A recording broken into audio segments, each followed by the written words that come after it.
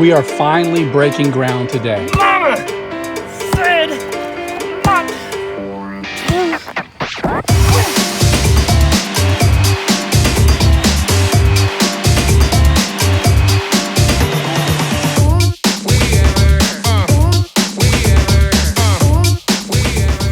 So we're using this steel soil probe. You stick into the ground to poke down into the ground to see where the rocks are and make sure that we don't have any issues when we go to dig our footings.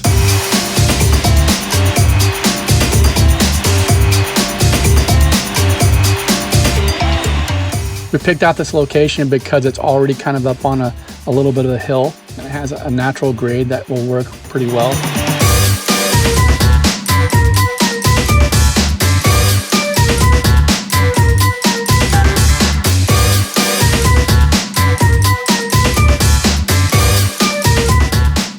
To help us pre-visualize everything, we staked out 4 corners, and then we've been mowing the grass repeatedly around this area. We are mowing it down one last time before breaking ground. A little bit scary for us because you don't want to go too deep and disturb the soil where you're going to build a foundation on.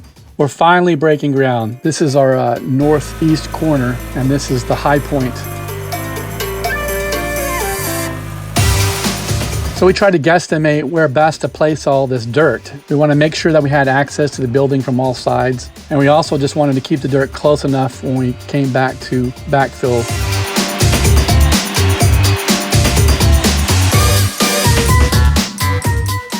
So I hadn't really thought through all of this as far as removing that sod. I started with this old tarp trying to put the soil on top of that. The idea was that that would give me a reference point when I go to remove that soil and place it elsewhere. So a lot of what we're doing right now is exploratory. I'm just trying to see where we might hit rock, how much clay. So yeah, we're planning to use a lot of this backfill around the building, and we're trying to keep the top soil separate from the clays. It's a little difficult to do. So I started off digging around the perimeter of the building that would eventually slope away, and just trying to find out what we have going on underneath all that grass, underneath that sod.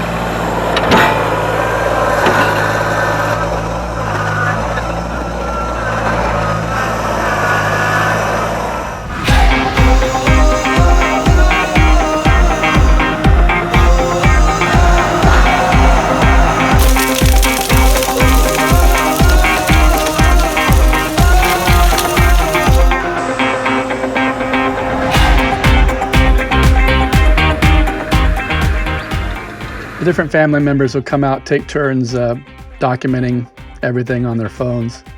So everybody had their part to play, and we've been figuring out how best to work together as a family throughout this whole process. The main thing was to make sure I didn't, pass out or whatever in the hot sun. So lots of food and water delivery.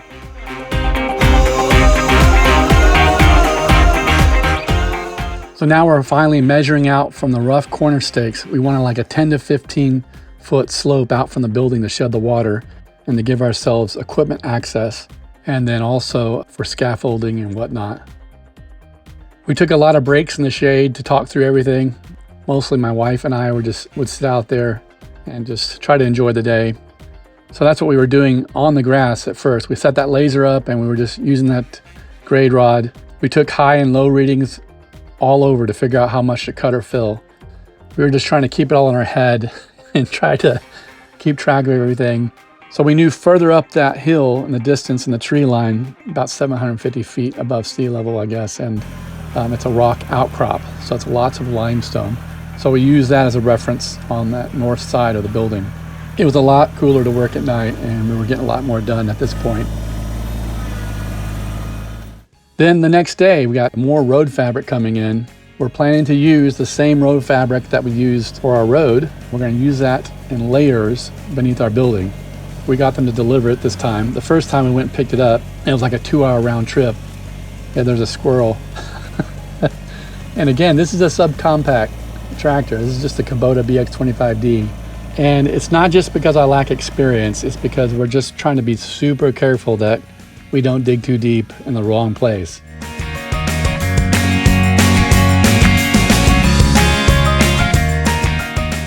Yes, I still have my belly mower mounted. So some of the dirt we're piling it up around our meter base to divert the water that's going to be running off the build site.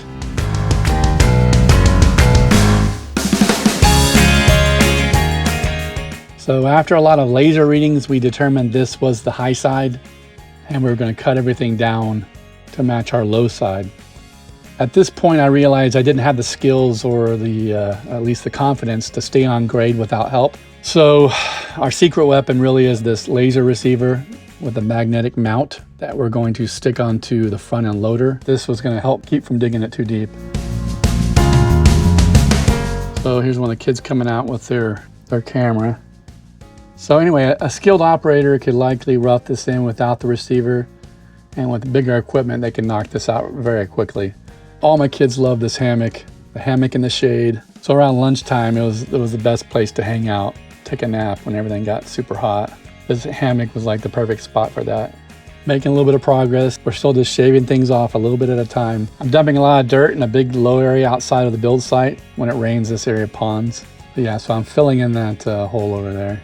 So yeah, we're just trying to figure out how best to, where to place the soil, all this soil we're digging up, and we're filling holes and we're mounding it up, building actual berms to, move the water away from the meter base. And then we'll have to eventually dig some ditches and maybe some French drains. Found a rock just outside the build area on the west side.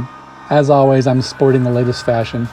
Got my big black rubber boots and my, I think those are khaki zippered cargo pants. Yeah, we're figuring it out. I'm getting a little bit better with this front end loader tractor combination. A little tractor that could. So when the rains would come, we would try to roll out this plastic to keep the ground dry as possible. And it would allow us to get back to work a lot faster and avoid all the mud. Definitely a team effort. We did this quite a bit. If it was a big storm, we'd have to park our trucks and tractor and a little bit of everything. Put stuff on the perimeter edge to keep it from blowing away.